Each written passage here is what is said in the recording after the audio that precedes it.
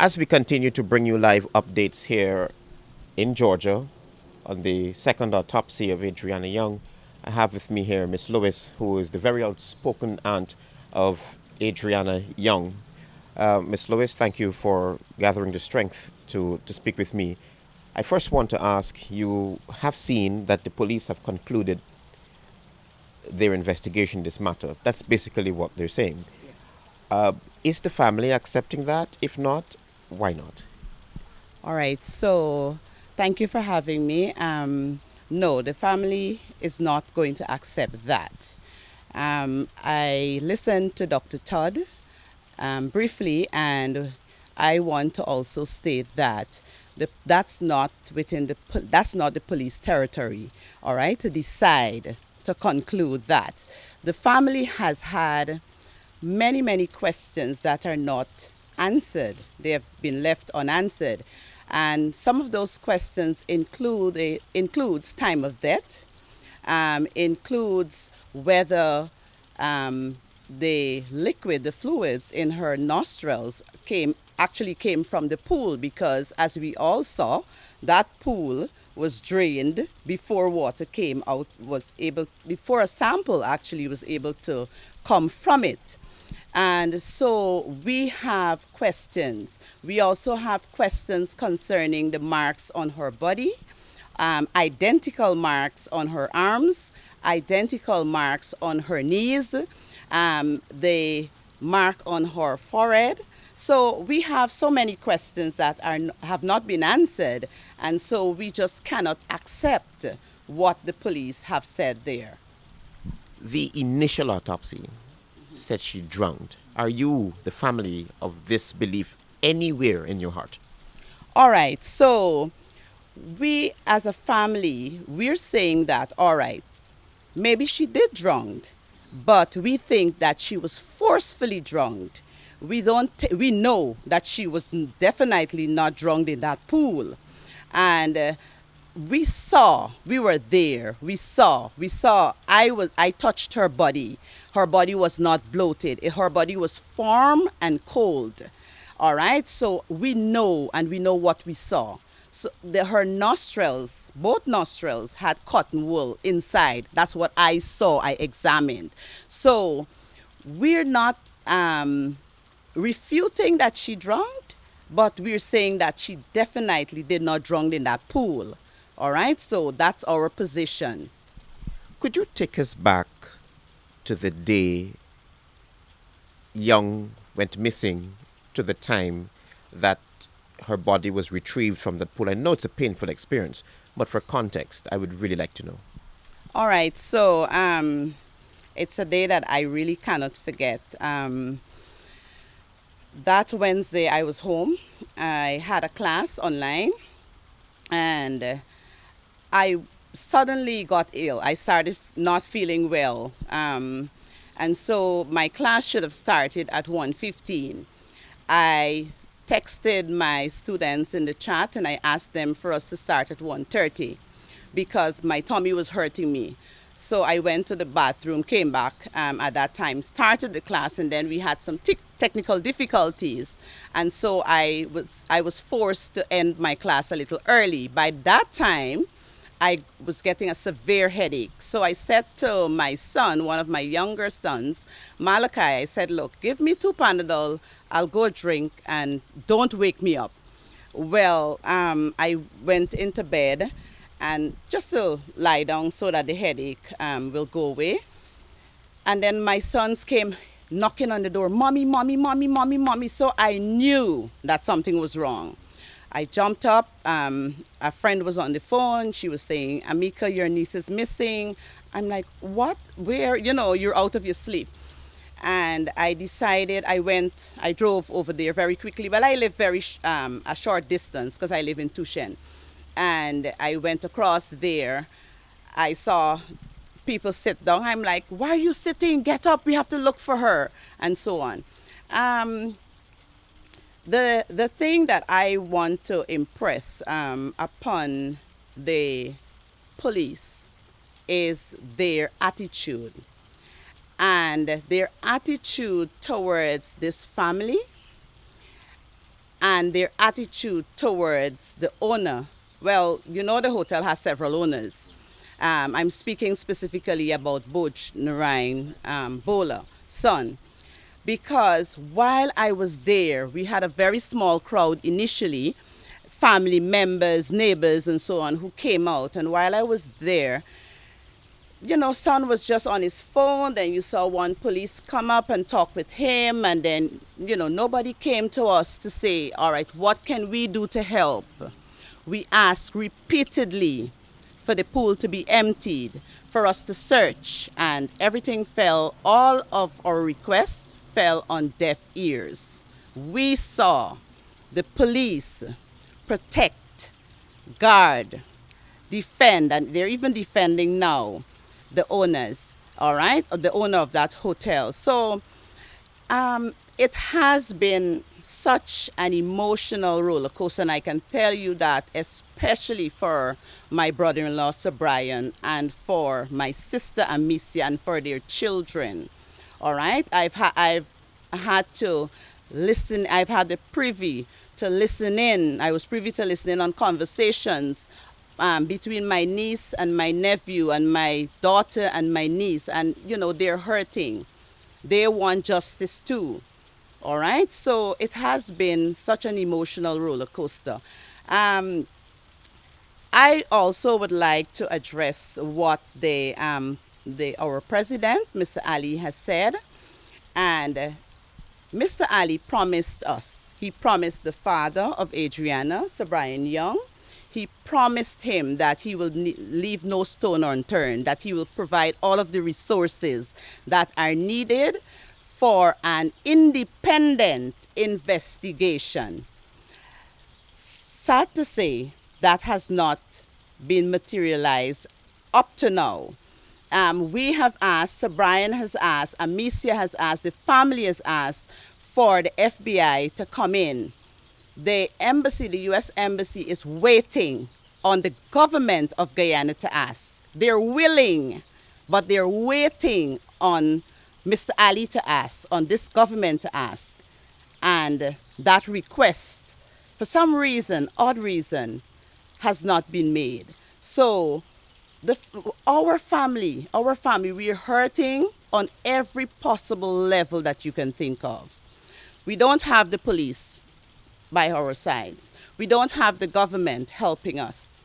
All right? We have, what we do have done, what we're thankful for, and I would like to inject this here, is that we're really thankful for all of the supporters that have stood and that are standing behind us. Those persons who have never met us have now are now hearing about us for the first time all over the world.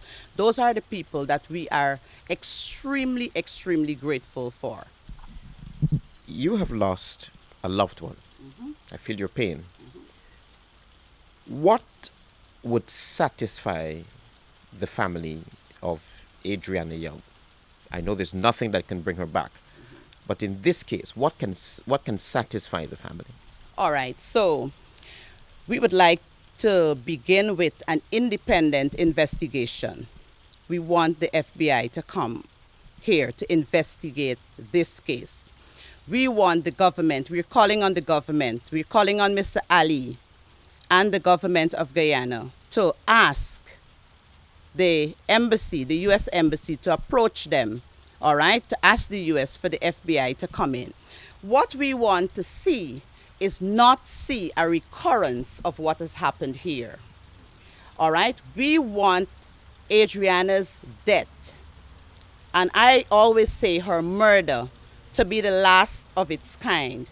We want the police force to rethink about what their purpose is as it relates to citizens, to all citizens, not just those citizens with money, not just those citizens that you can get favor from, not just those citizens that you can drive their vehicles and eat at their homes for free and their businesses, not just those citizens that you can go at their hotels with your sweet women and sweet men and have a good time for free, not just those citizens who are offering you contracts.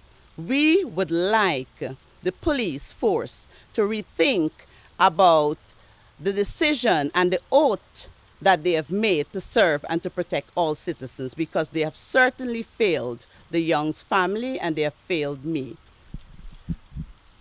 Tell us about Adriana Young. What kind of person she was, and obviously you shared a very good relationship with your niece. Tell us about her, and was she a very good swimmer as well? All right, so yes, Adriana was an excellent swimmer, better than her aunt. And, she swam, her father would take them out to swim in the river. So she was very, very prolific, or a prolific swimmer. Um, she's quiet. She was quiet. I hate speaking about her in the past tense. Very quiet child, and that's why the family was able to stand out there and say no, she didn't leave here. Because when Adriana comes, whenever she comes at me, if she wants to go downstairs, she would come to me if I'm in the bedroom or in the kitchen. She would say, Auntie Amika, I can go downstairs and play. Auntie Amika, I can go downstairs and ride the bicycle. Auntie Amika, she's like that. She was her mother's talk name buddy.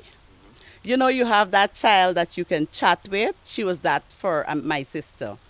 I was listening to some voice notes from her to her mom only this morning, and I can tell you she was loving, she was caring, based on those voices, based on my own experience with her. Just a really quiet, really humble, shy child. You said that she sought permission from you to do every little thing in the house. Yes. Is this why you formed the conclusion that, or anybody could form the conclusion, that perhaps she could not have left that pool unless an authority indicated to her? Yes, definitely. So we have thought of this thing always, and we have decided that, well, we thought one of the things that we've thought about rather is that someone had to beckon her, someone had to call her, someone had to whisper to her to come. Someone she knows. Someone she knows, definitely someone she knows, and someone she is accustomed to seeing, someone she trusted. All right, so yes. I have a strange question. I don't know how to start going about visualizing this. I am hearing words like sacrifice. I'm hearing words like sedation. How can you speak to that? What's really happening there? All right, so we have also heard that. We have heard that this was a sacrifice. We have heard that this was not the first time that a sacrifice was done at the Doubleday Hotel. We have heard that the family of Mr. Bowler has been practicing this sort of ritualistic, these sorts of rituals for a long time, even when the grandparents and so on lived in Berbice.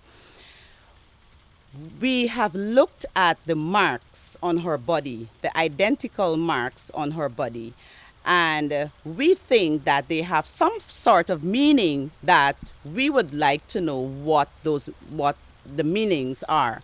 So we have not ruled that out. We have heard it, and we believe that, it's something of that sort. When I looked at my niece, when I lifted that jersey from her face, there was a huge mark on her forehead. So I'm thinking that someone hit her, or maybe they stifled her, and maybe she fell and hit. But definitely, we have also been thinking about that. Lastly, before I let you go witness the autopsy, what if the today's results goes against what the pathologists back home have found? All right. Again, we would like an independent. We think that if that happens, then we would like the Guyana Police Force, the Guyana government, to grant us that request that we've made. We believe that the police force is not adequately equipped and trained to handle a case of this magnitude. And so again, we're asking that an independent investigation of this case by the FBI or from Scotland Yard or some other place, not Guyana, be granted.